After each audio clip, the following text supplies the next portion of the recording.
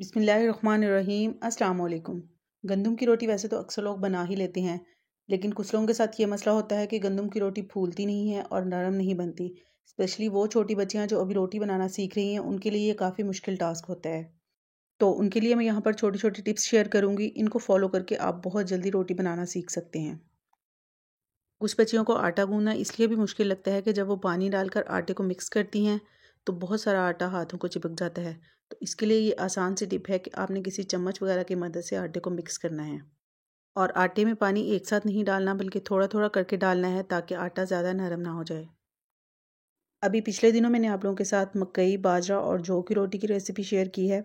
उन पर मुझे कुछ कमेंट आए थे कि गंदम की रोटी किस तरह से फूली फूली और सॉफ्ट बनती है, उसके लिए कुछ टिप्स शेयर करें। तो मैंने सोचा कि वहाँ पर आंसर करने से बेहतर है कि इस पर एक अलहदा से वीडियो बना ली जाए, ताकि जो छोटी बच्चियाँ रोटी बनाना सीख रही हैं उनके लिए काफ़ी आसानी हो जाएगी।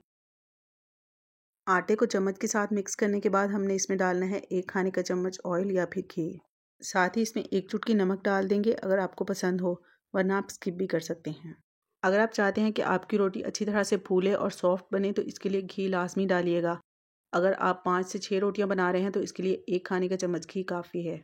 अच्छा, घी डालने के बाद हमने इसको फ़ौरन से नहीं गूंदना, बल्कि 15 से 20 मिनट का रेस्ट देंगे। इससे आटा बहुत ही ज़्यादा सॉफ्ट और स्मूथ हो जाएगा और हमें इसको बहुत ज़्यादा गूंदने की ज़रूरत भी नहीं पड़ेगी। 15 से 20 मिनट रेस्ट देने के बाद हमने आटे को अच्छे से गूंद लेना है, तकरीबन 1 से 1.5 मिनट के लिए। अगर आपको जौ, बाजरा या फिर मकई की रोटी बनाना सीखनी है तो उसके लिए आप मेरी वीडियो ज़रूर देखिएगा। बहुत ही आसान तरीका मैंने आप लोगों के साथ शेयर किया हुआ है। देखिए कितना स्मूथ सा आटा बन के रेडी हो गया है। आप चाहें तो फ़ौरन रोटी भी बना सकते हैं, लेकिन अगर अभी आप रोटी बनाना सीख रहे हैं तो आटे को गूंदने के बाद दोबारा से इसको 10 मिनट का रेस्ट दे लें, रोटी बहुत अच्छी बनेगी। पेड़ा बनाने के लिए आपने आटे को अंदर की तरफ फोल्ड करते जाना है। उसके बाद हथेली के ऊपर इस तरह से रोल करते हुए पेड़ा बना लेना है।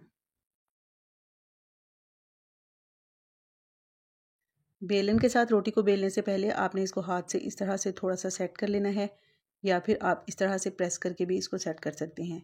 बिल्कुल हल्के हाथ से आपने बेलना है। अगर बहुत ज़्यादा प्रेस करेंगे तो रोटी बेलन के साथ चिपक जाएगी। अगर आपको लगे कि किस जगह पे रोटी चिपक रही है तो उसके ऊपर थोड़ा सा खुश्क आटा लगा लें। दोनों तरफ फ्लिप करते हुए इस तरह से आपने रोटी को बेल लेना है ताकि कहीं से भी किनारे मोटे ना हो। 80% तक आपने रोटी को बेल लेना है। इसके बाद हाथ से थोड़ा सा सेट कर लेना है। तवे पर रोटी डालने से पहले आपका तवा अच्छे से गर्म होना चाहिए और रोटी डालने के बाद आपने फ्लेम को मीडियम कर देना है। जैसे ही रोटी ऊपर से खुश्क होना शुरू हो, आपने इसकी साइड चेंज कर देनी है। इसके बाद आपने सूती कपड़ा या फिर रुमाल ले लेना है, जिसके अंदर हम रोटियां लपेट कर रखते हैं। रुमाल के साथ आपने रोटी को दोनों साइड से हल्का हल्का प्रेस करना है। उसके बाद जहाँ से आपको लगे कि रोटी कच्ची है, उसको इस तरह से फ्लेम के ऊपर पका लेना है। देखें कितनी ज़बरदस्त फूली फूली रोटी बनी है। बस आपने एक बात का ख्याल रखना है कि रोटी डालने के बाद आपने फ्लेम को हाई नहीं करना है। तवे को अच्छे से गर्म करके रोटी डालकर आपने फ्लेम को मीडियम कर देना है। और दूसरी बात यह है कि आपने आटे में थोड़ा सा घी लाजमी डालना है। बस यही 2-3 टिप्स हैं जिनको अगर आप फॉलो करेंगे तो आपकी रोटी बेहतरीन बनेगी। तो ये थी आज की रेसिपी। आपको कैसी लगी कमेंट बॉक्स में अपनी राय का इजहार ज़रूर कीजिएगा। और मज़ीद इसी तरह की अच्छी अच्छी रेसिपीज़ को देखने के लिए जल्दी से हेल्दी फूड सीक्रेट को सब्सक्राइब कर लें। तो फिर मिलते हैं इंशाल्लाह बहुत जल्द एक नई रेसिपी के साथ। Thanks for watching. अल्लाह हाफिज़।